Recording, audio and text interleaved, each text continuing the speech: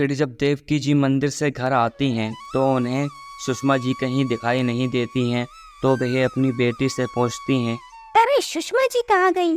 कहीं दिखाई नहीं दे रही। अरे मम्मी जी, उन्होंने मुझसे कहा कि मेरा यहाँ बिल्कुल दिल नहीं लग रहा है, मुझे अपने घर जाना है, तो मैंने उन्हें उनके घर भेज दिया। ऐसा ही होता है, जब आदमी बुढ़ापे में आ जाता है तो उसका मन सिर्फ अपने घर ही लगता है।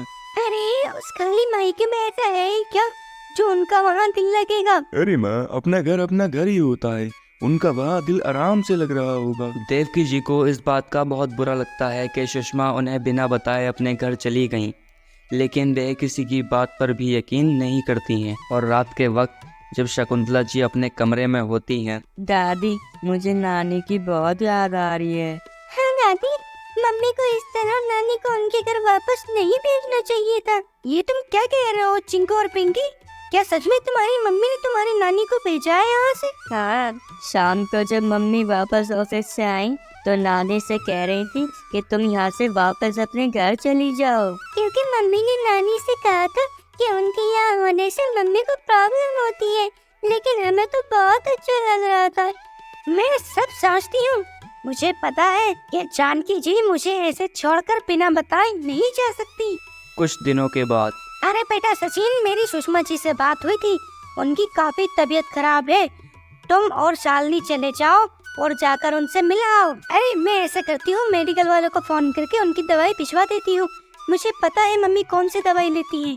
लेकिन बेटा, अगर तुम उनसे मिलने के लिए चले जाओगी तो कोई परेशानी थोड़ी है। अरे मम्मी, आज तो शालिनी के ऑफिस में एक बहुत इम्पोर्टेंट मीटिंग है और वो इस वीक तो बिल्कुल भी खाली नहीं है, उससे बहुत काम है। देखो बेटा, या तो तुम्हें अपनी मम्मी के पास जाना चाहिए या फिर उन्हें यहाँ बुला लेना चाहिए, नहीं तो उनकी तबीयत बहुत ज्यादा खराब हो जाएगी।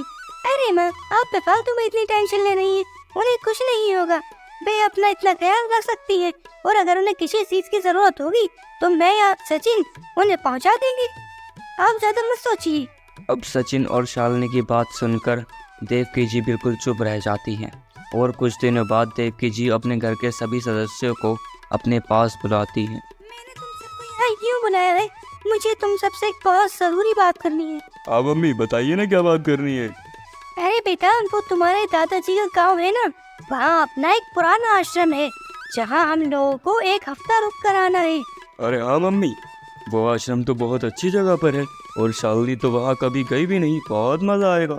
सचिन, तुम और चिंकी पिंकी, तुम दोनों भी, तुम मेरे साथ उस आश्रम में चलोगे। और मम्मी जी, मैं क्या करूँगी? अरे नहीं बहू, मैं तुम्हें अकेला नहीं छोड़ सकती। इस टाइम जो दिन चल रहा है ना, तो पंडित जी ने कहा था कि तुम इस टाइम घर से बाहर नहीं निकल सकती। क्या मतलब मम्मी जी? मैं कुछ समझी नहीं। अरे बेटा, मैंने पंडित जी से बात की थी, तो वो कह रहे थे जिस सप्ताह में हम आश्रम जाएंगे उस सप्ताह तुम्हारी कुंडली में कुछ दोष है, जिस कारण तुम्हें घर से निकलना सही नहीं है। मम्मी जी, फिर हम भी आश्रम बाद में ही चलते हैं ना, ऐसे शालिनी को छोड़ के जाने का क्या मतलब है? हाँ बेटा, वैसे तो तुम बिल्कुल ठीक कह रहे हो, मैं भी अपनी बहू को घर अकेला नहीं छोड़ना चाहती, लेकिन उस सप्ताह एक तिथि आ रही है जिसमें वहाँ जाना बहुत ज्यादा जरूरी है, हमारी मजबूरी है, नहीं तो मैं अपनी बहू को कभी न छोड़ के जाती। लेकिन मैं ऑफिस तो जा सकती हूँ ना मम्मी? मुझे नहीं लगता, जब पंडित जी ने घर से पैर निकालने के लिए मना किया है तो तुम ऑफिस कैसे जा सकती हो। हाँ, सचिन बिल्कुल ठीक कह रहा है। अरे बस 7 दिन की तो बात है बहू, किसी तरह एडजस्ट कर लो ना। ठीक है माँ जी, मैं कोशिश करूँगी। फिर देवकी, सचिन, चिंकू, पिंकी सब वहाँ चले जाते हैं और फिर उधर शालिनी अकेली रह जाती है। उसे रातों को नींद आना भी बंद हो जाती है और उसका सिर भी बहुत ज़्यादा दर्द करने लगता है। इस तरह वह बहुत ज़्यादा परेशान हो जाती है। फिर 7 दिन बाद जब देवकी सबके साथ वहाँ से लौटकर वापस अपने घर आती हैं तो शालिनी की हालत देखकर वह दंग रह जाती। अरे क्या हुआ शालिनी, ऐसा लग रहा है तुम्हारी काफी तबीयत खराब है। अरे शालिनी बेटा, क्या हुआ? काफी तबीयत खराब लग रही है तुम्हारी। अरे कोई परेशानी थी तो बता देती, तुम तो घर में ही थी, दवाई ववाई ले लेती। मैं पिछले 7 दिन से घर में हूँ, न किसी से बात कर पाई और न किसी से मिल पाई। इतने डिप्रेशन में मैं अपनी लाइफ में कभी नहीं गई, मुझसे ऐसे अकेला नहीं रहा जाएगा। शालिनी, अगर तुम्हें किसी चीज की जरूरत थी, कोई परेशानी थी, तो तुम मुझे कॉल कर सकती थी, मैं तुम्हें ऑर्डर कर देता हूँ। बाहर से ऑर्डर तो मैं भी कर सकती हूँ ना, लेकिन मुझे किसी और चीज की जरूरत नहीं थी, मुझे अपने बच्चों और आपकी जरूरत थी। सचिन, मैं तुम लोगों के बिना बिल्कुल नहीं रह सकती। बहू, मुझे माफ करना।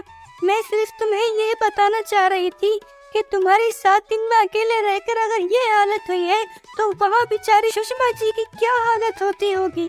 देवकी जी की बात सुनकर बिल्कुल सब शांत हो जाते हैं। आप सही कह रहे हैं मनु, शालिनी को अपनी माँ को ऐसे वहाँ नहीं छोड़ना चाहिए।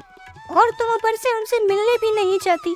बेटा, क्या हुआ अगर तुम्हारा भाई उन्हें छोड़कर चला गया तो तुम उनका साथ नहीं दे सकती? तुम भी तो उन्हीं की औलाद हो। फिर शालिनी किसी से बिना कुछ कहे वहाँ से चली जाती है और सुबह को अपनी माँ सुषमा को साथ लेकर आती है।